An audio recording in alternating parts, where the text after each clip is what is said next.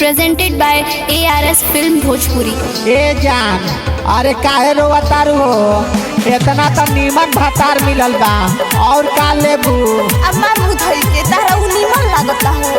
रात में न का हुए दिया बुता के मारता डीजे रितेश बाबू। सुन हे जान काहे रोवत बाड़ू ऐसे हम हमा बना बना के? अरे का भगल हाँ हाँ सुन ये जान काहे रोवत बाड़ू ऐसे हम हमा बना बना के? ताबईरऊ दुखे कमरिया मरले बा भतरा दिया बुता के। ताबईरऊ दुखे कमरिया मरले बा भतरा दिया बुता के।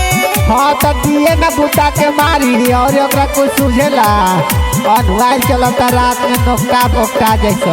ए यार अब तू मजाक म्यूजिक बाय डीजे रितेश बाबू। अखन आप सब सुन रहे छे ARS म्यूजिक की शानदार प्रस्तुति। अरे अब का कर दिया रे बताओ? अभी काचे बाबे उमिरी हमरा नहीं खिलावत। दाबा मिले कमारी ऊपर से सैया आके ओहो उठो तारे लहरिया। हाँ तो शादी पहले बात लहरिए न लूटी रे।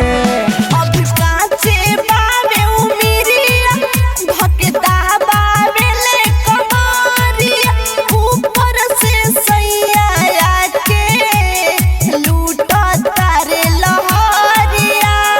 सुना ये जान अब मत तू रोवा ऐसे हम हमा बना बना के। ताबईरऊ दुखे कमरिया मरले बा भतरा दिया बुता के।